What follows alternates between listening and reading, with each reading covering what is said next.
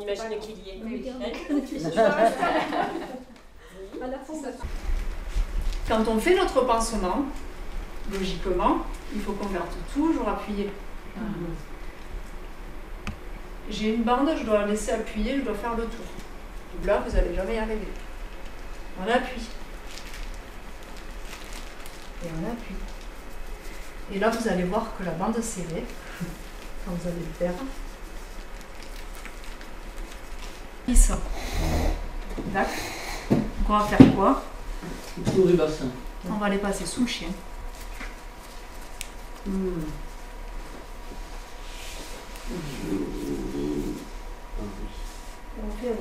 D'accord.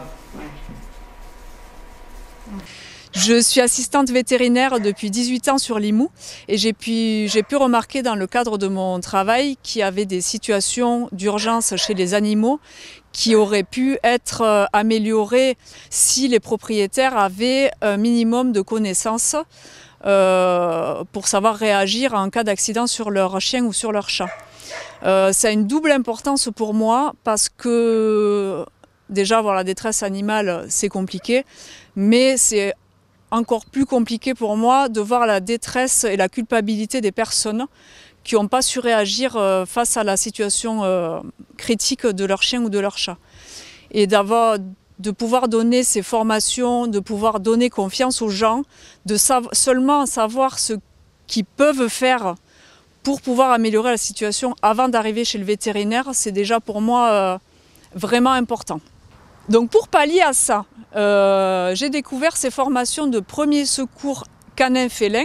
C'est des formations sur 2 jours qui consistent, attention, on n'est pas des vétérinaires, donc on n'est pas là pour faire des diagnostics ou pour soigner les animaux.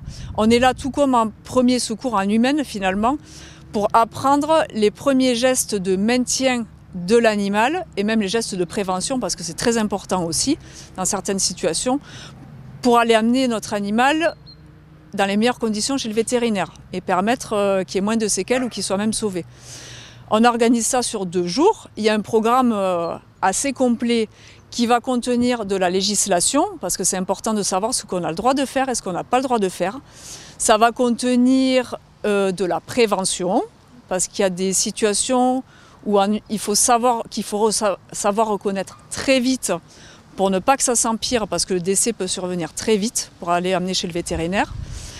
Et on va aussi apprendre des gestes techniques, et c'est ça qui est aussi très chouette avec cette formation-là, c'est que les gens peuvent venir accompagner de leur chien pour pouvoir s'entraîner déjà sur les gestes techniques avec leur chien. On va travailler les pansements sur les yeux, sur les oreilles, on va travailler sur les attelles, on va travailler sur les étouffements, donc comment dégager les voies respiratoires d'un animal. On va travailler sur la réanimation cardio-pulmonaire et tout ça dans une ambiance conviviale où on apprend en s'amusant et en passant un moment de complicité avec son animal. Alors on commence toujours par de la théorie avec un support écran, des cours et c'est des cours qui sont participatifs, donc je demande toujours aux personnes si elles ont des expériences à partager ou des avis ou des choses comme ça et on partage, on échange aussi beaucoup. Et ensuite on va passer sur les ateliers pratiques. Il faut savoir que vous n'êtes pas obligé de venir avec votre animal. Il faut un animal qui se laisse déjà manipuler, pas de femelle en chaleur, des animaux qui ne sont pas agressifs.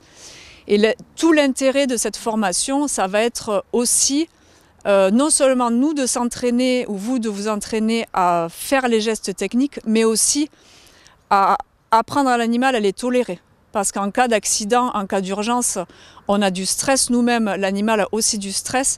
Et si en amont, on s'est entraîné à faire tous ces gestes déjà sur le chien ou sur le chat, on va tous les deux se retirer un stress au moment de l'urgence. Alors la prochaine session qui se déroulera sur Limoux sera le 5 et 6 octobre. Si vous avez besoin de plus d'informations, n'hésitez pas à me contacter sur Facebook, Pimaoui Premier Secours Canin Félin ou au numéro de téléphone qui s'affiche à l'écran. En résumé, ne soyez plus démunis face aux situations d'urgence de votre animal de compagnie. N'hésitez pas à venir passer un moment convivial et en apprentissage avec nous sur une prochaine formation.